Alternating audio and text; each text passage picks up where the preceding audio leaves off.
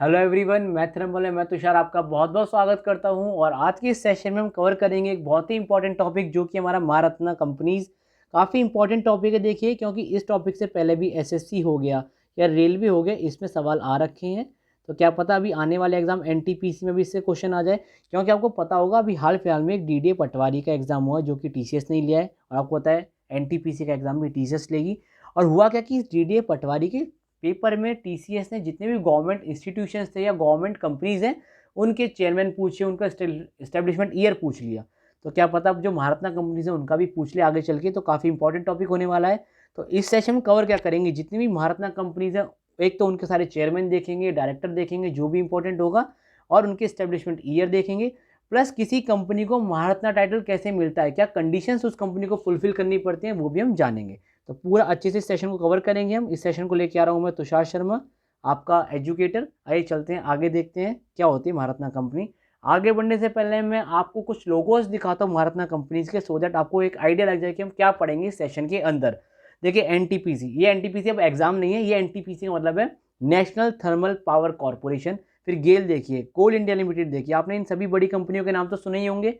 But point ये है कि इन कंपनीज को महारत्ना कैसे कह रहे हैं, क्यों इनको ये टाइटल मिला है, क्या इन्होंने कंडीशंस को फुलफिल किया है, सारी जानेंगे। क्योंकि देखिए हो सकता है क्वेश्चन आप कंडीशन से पूछ ले कि कौन सी कंपनी महारत्ना होती है, किसका टर्नओवर कितना होना चाहिए कि वो महारत्ना हो जाए। ठीक है, तो वो भी आप पूछा जा सकता है। तो पूरा डिटेल में देखेंगे। चलते हैं अगले स्लाइड के ऊपर और देखते हैं क्या होता है महारत्ना टाइटल। ठीक है, स्लाइड हमारी देखिए, व्हाट इज महारत्ना टाइटल, आप देख ही पा रहे हैं। तो देखिए क्या हुआ कि इन 2009 जो हमारी गवर्नमेंट ऑफ इंडिया ने ये सोचा कि जो कंपनीज हमारी सरकारी हैं और जो अच्छा परफॉर्म कर रही हैं उनको क्यों ना हम थोड़ा शाबाशी दें। तो इस शाबाशी देने के लिए जो गवर्नमेंट थी उन्होंने क्या किया, एक महारत्ना स्टेटस को बनाया। किसके लिए बनाया, सीपीएसईज के लिए बनाया। सीपीएसईज क्या होते हैं हमारे, ये होते हैं सेंट्रल पब्लिक सेक्टर एंटरप्राइजेज। ठीक है, तो इस तरह के एंटरप्राइजेस के लिए क्या किया कंपनी, सोचा जो भी अच्छा परफॉर्म करेगी उसको हम एक महारत्ना स्टेटस प्रोवाइड करेंगे। अच्छा, महारत्न स्टेटस का मतलब क्या होता है, बेसिकली कंपनी को हम प्रमोट कर रहे हैं नवरत्न और मिनी रत्न से। ठीक है, क्योंकि ये भी क्या है, स्टेटस होते हैं कंपनी को दिए जाते हैं उनकी वेल्थ और इनकम के अकॉर्डिंग। ठीक है, अच्छा हो क्या जाता है महारत्न स्टेटस दे देने से, महारत्न स्टेटस जब कंपनी को मिलता है तो उसके पास जो ऑटोनॉमी है और जो अथॉरिटी वो इंक्रीज होती है। ठीक है, यानी कंपनी अब खुद ज़्यादा फैसले ले सकती है, ज़्यादा अथॉरिटी है कंपनी के पास हर दायरे में। ठीक है, अगला है जो इन्वेस्टमेंट पावर होती है कंपनी की, वो भी इंक्रीज हो जाती है। ठीक है, देखिए जैसे यहाँ पे लिखा भी हुआ है कि जो महारत्ना सीपीसीज होती हैं, जो महारत्ना सीपीसीज हैं उनके पास पावर है कि वो 1000 करोड़ रुपीज़ से लेके 5000 करोड़ रुपीज़ तक का इन्वेस्टमेंट कर सकती हैं बिना किसी सरकार की परमिशन के। प्लस इसके अलावा सर क्या कर सकते हैं महारत्ना कंपनी कि जो उसकी नेटवर्थ है, उसका 15% बिल्कुल कभी भी एक झटके में किसी भी प्रोजेक्ट में लगा सकते हैं without any prior permission to the government of India. देखिए परमिशन लेनी पड़ेगी यहाँ पे 15% के केस में, लेकिन उस टाइम नहीं लेनी पड़ेगी, थोड़ी देर बाद लेनी पड़ेगी। जैसे कि एक एग्जांपल मैं आपको देता हूँ, एक एग्जांपल जैसे ओएनजीसी, आपको पता है हमारी एक ओएनजीसी है कंपनी, आप जानते हैं। अब मान लीजिए ओएनजीसी को पता चला कि भैया, मतलब मान लेते हैं कि ईरान में कोई एक ऑयल वेल मिल गया है और उसकी अब क्या हो रही है, ऑक्शन हो रही है। ओएनजीसी को लगा कि वो ये खरीद सकती है, ओएनजीसी को लगा कि वो खरीद सकती है 1500 करोड़ में, मान लेते हैं इसका 15% ही है इसकी वेल्थ का।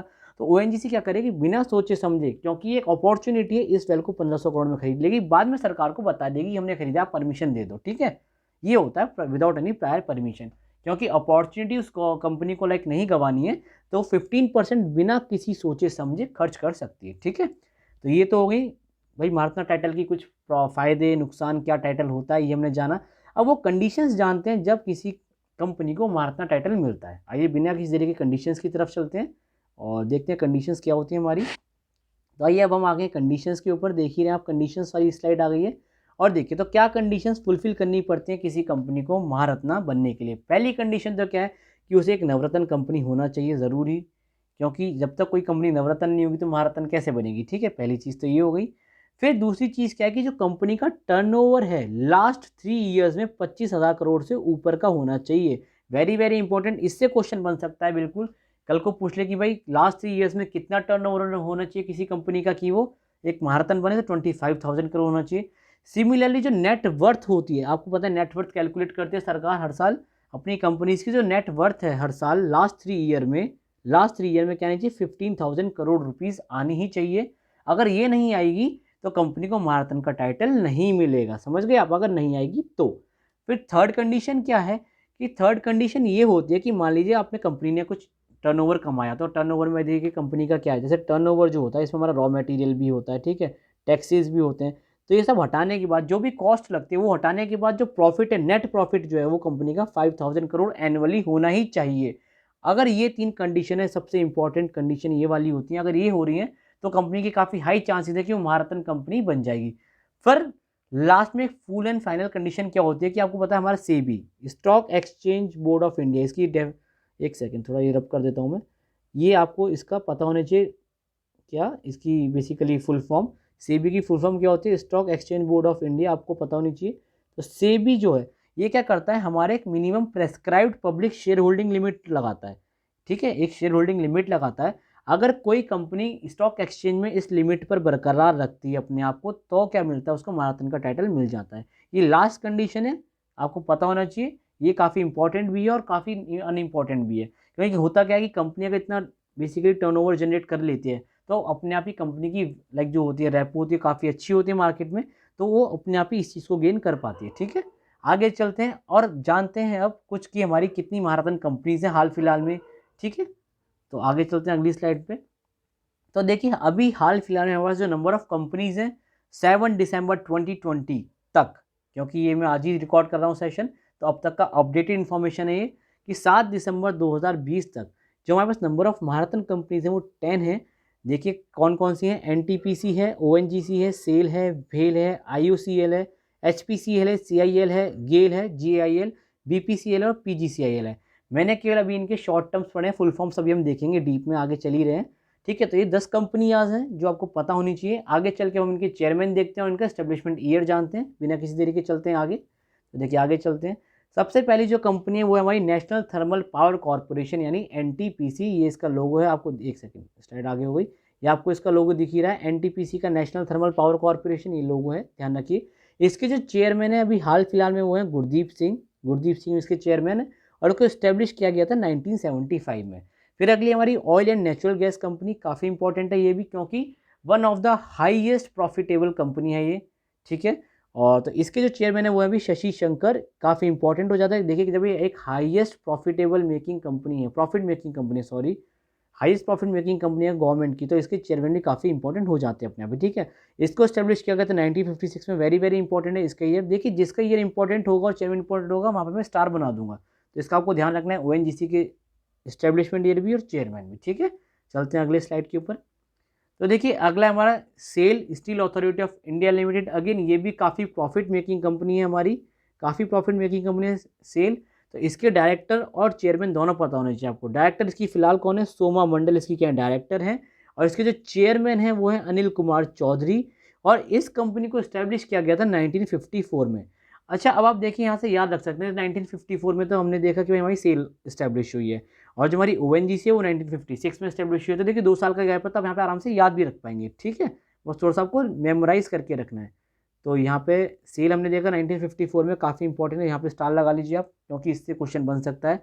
फिर है अगला भारत हैवी इलेक्ट्रिकल्स लिमिटेड, भेल, काफ़ी इंपॉर्टेंट कंपनी है ये, क्योंकि देखिए ये क्या करते हैं हमारे डिफेंस के भी जो कुछ सामान है वो बनाती है, प्लस जितने भी हमारे आपने देखा होगा जो हाइड्रो पावर प्रोजेक्ट्स हैं उनके लिए जो डायनामोज बनते हैं, जनरेटर्स बनते हैं, वो कौन बनाती है, भेल बनाती है। ठीक है, तो इसके जो डायरेक्टर हैं वो अभी हमारे नलिन सिंगल, नलिन सिंगल इसके डायरेक्टर हैं, और इसको इस्टेब्लिश किया गया था 1964 में। ओके, आगे चलते हैं और देखते हैं बाकी की कंपनीज कौन सी हमारी।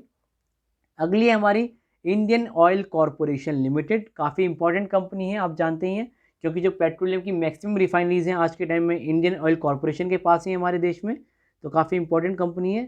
थोड़ा सा वो स्लाइड में दुपक गया तो आप समझ जाएंगे, इंडियन ऑयल कॉरपोरेशन लिमिटेड पढ़ ही रहे हैं, अगर वो दुपक रहा है तो उससे प्लीज़ आप ज़्यादा परेशान मत होइएगा। ठीक है, तो इसके चेयरमैन कौन है, श्रीकांत माधव वैद्य इसके चेयरमैन है, श्रीकांत माधव वैद्य चेयरमैन है, और इसको इस्टेब्लिश किया गया था 1959 में। ठीक है, अगली हमारी एचपीसीएल यानी Hindustan petroleum corporation limited. Okay, इसके जो डायरेक्टर हैं वो है हमारे मुकेश कुमार सुराना, मुकेश, देखो ये सुरैना नहीं है, सुराना ही नाम है इनका। ठीक है, मुकेश कुमार सुराना, और इसको इस्टेब्लिश किया गया था 1974 में। अगेन काफ़ी इंपॉर्टेंट कंपनीज हैं, बट आपको मैं ये कहूँगा कि आप आईओसीएल का चेयरमैन तो पढ़ ही ले, ये आईओसीएल का चेयरमैन तो आपको पता ही होना चाहिए, ये मैं आपसे कहूँगा। ठीक है, आगे चलते हैं और जानते हैं आगे की और भी कंपनीज जो है हमारी। तो देखिए आगे कौन सी है, coal India limited, very very important, काफ़ी बार कोल इंडिया लिमिटेड से सवाल पूछा गया है। इसका चेयरमैन पूछ लेगा या फिर इसका एस्टेब्लिशमेंट ईयर पूछेगा, ठीक है, तो कुछ ना कुछ पूछता ही रहता है इससे। तो देखिए इसके जो कोल इंडिया लिमिटेड के फिलहाल के लिए चेयरमैन है वो है प्रमोद अग्रवाल, और इसका एस्टेब्लिशमेंट ईयर है 1975। ठीक है, अगली हमारी कंपनी है gas authority of India limited, GAIL, gas authority of India limited, काफ़ी इंपॉर्टेंट कंपनी है, प्रॉफिट मेकिंग कंपनी है, तो इसके बारे में आपको पता होना बहुत ज़रूरी है। और देखिए सबसे आगे, मैं आई थॉट सबसे आगे तो नहीं, शायद सेकंड न्यूएस्ट महारत्न कंपनी जो स्टैब्लिश्ड हुई है वो यही है, सेकंड न्यूएस्ट है आई थॉट, मेरे दिमाग से थोड़ा स्लिप हो रहा है, बट सेकंड न्यूएस्ट है बिकॉज क्योंकि 1989 में भी एक महारत्न कंपनी स्टैब्लिश करी गई है। तो ये गेल आप याद रखिएगा, इसके जो चेयरमैन है वो है मनोज जैन, और इसका एस्टेब्लिशमेंट ईयर है 1984। तो इससे सवाल पूछ सकता है, कोई ज़्यादा पुरानी नहीं है, 30-40 साल पुरानी कंपनी है, कोई ज़्यादा पुरानी नहीं है, ठीक है, तो इससे सवाल आने का चांसेस हैं, तो ध्यान रखिएगा इसको आप। आगे चलते हैं, आगे हमारी Bharat petroleum corporation limited, again one of the oldest company है, प्रॉफिट मेकिंग कंपनी है, और अभी लास्ट ईयर थोड़ा कंट्रोवर्सी में भी थी कंपनी, क्योंकि सरकार इसको बेचने की बात भी कर रही थी, आपको पता होगा। तो अगेन इस पॉइंट से काफ़ी इंपॉर्टेंट कंपनी ये हमारी है, क्योंकि इसको बेचने की भी बात चल रही थी, आपको पता होगा कुछ रिलायंस जो इंडस्ट्री है वो इसको खरीदने के लिए तैयार भी हो गई थी, बट फाइनली क्या किया गया, इंडियन ऑयल कॉर्पोरेशन ने इसके काफ़ी सारे शेयर्स खरीद लिए, इस तरह का कुछ कंट्रोवर्सी चली। तो BPCL, Bharat petroleum corporation limited, काफ़ी इंपॉर्टेंट है, इसका लोगो है।